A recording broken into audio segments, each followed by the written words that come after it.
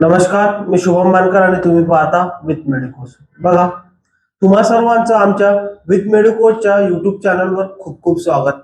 तर तुमचं स्वप्न मुंबईच्या आयनी, नागपूरच्या college of nursing JMC Nagpur किंवा पुण्याच्या MIMH मधून MSc nursing, post basic BSc nursing किंवा पोस्ट बेसिक डिप्लोमा करायचा असेल तर तुमच्यासाठी एक मोठी आणि आनंदाची बातमी आलेली आहे. बघा, अखेर DMAR महाराष्ट्राचे शैक्षणिक वर्ष 2026 आणि 27च्या प्रवेश प्रक्रियेची अधिकृत जाहिरात प्रसिद्ध केलेली आहे.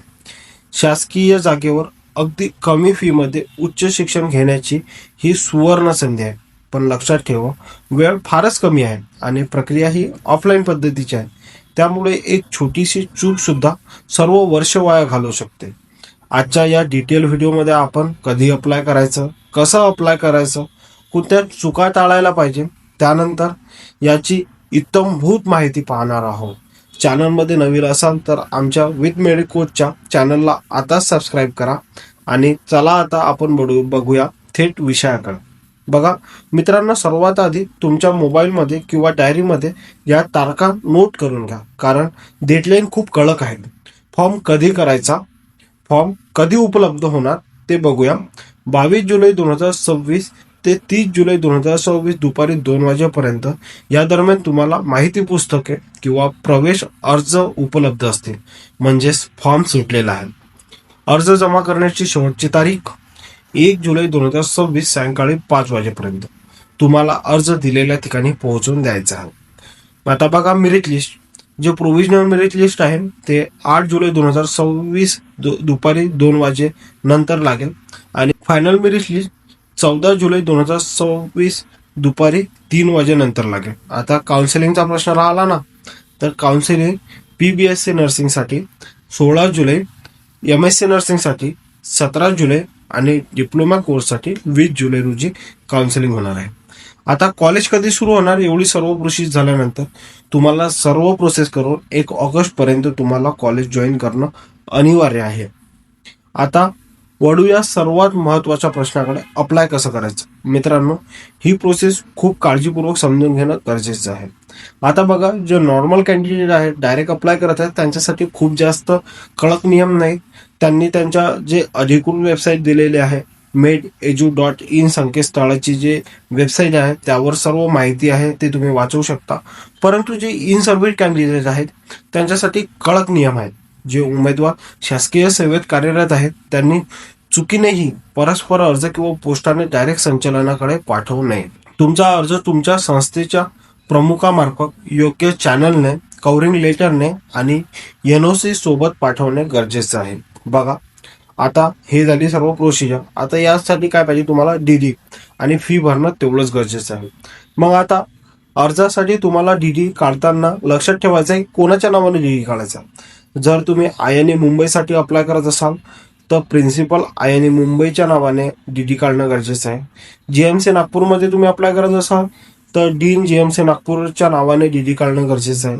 आणि MIMH पुणेसाठी जर तुम्ही अप्लाय करत असाल तर director professor Maharashtra institute of mental health पुणेच्या नावाने DD काढणं गरजेचं आहे.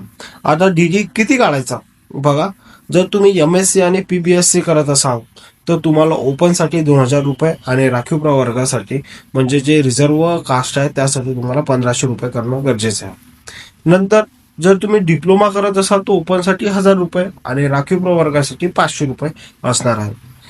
हे झालं तुमचं DDचं. चला आता पाहूया कुठल्या कॉलेजमध्ये किती जागा आहेत. सर्वात आधी आपण बघूया MSc नर्सिंगसाठी. जर तुम्हाला मुंबईमधल्या INA कॉलेजमधून करायचं झालं तर तिथे 25 जागा आहेत. तुम्हाला JMC Nagpur college of nursing मधून करायचं झालं तर तिथे 25 जागा आहेत. आणि पुण्यामधून MIMH कॉलेजमधून करायचं झालं तर सायकॅट्रिक कोर्स तिथे आहे, तिथे 10 जागा आहेत. आता या टोटल कॉलेजमध्ये 5 स्पेशालिटी आहेत.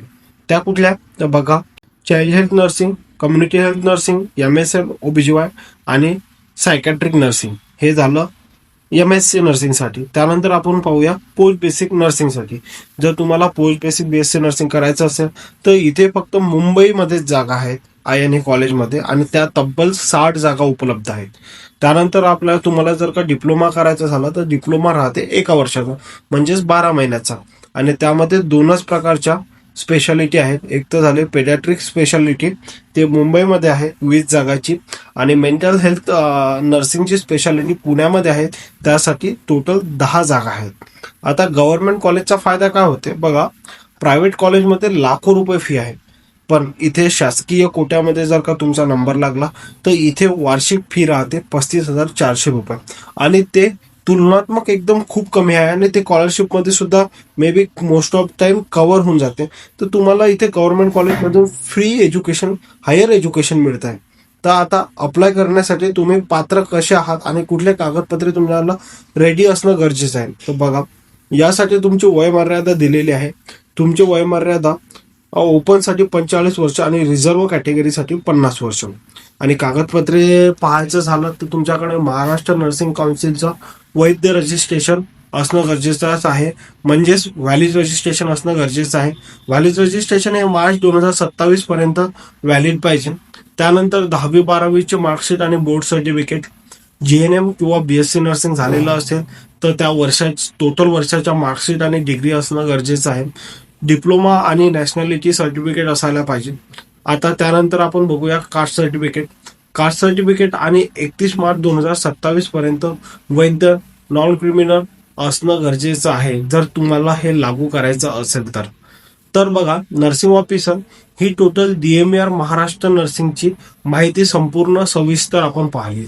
लक्षात ठेवा, 30 जून दुपारी 2 वाजेपर्यंत फॉर्म मिळणार आहेत, आणि हे तुम्हाला 1 जुलैपर्यंत सबमिट करायचे आहेत. तुम्हाला फॉर्म भरताना किंवा इतर कुठलीही शंका असल्यास आमच्या कमेंट बॉक्समध्ये तुम्ही कमेंट करू शकता. आम्ही त्याचे निराकरण, म्हणजेच जे आन्सर आहे ते देण्याचा प्रयत्न करू. जर तुम्हाला हा आमचा व्हिडिओ आवडला असेल तर लाईक, शेअर आणि कमेंट करा. धन्यवाद.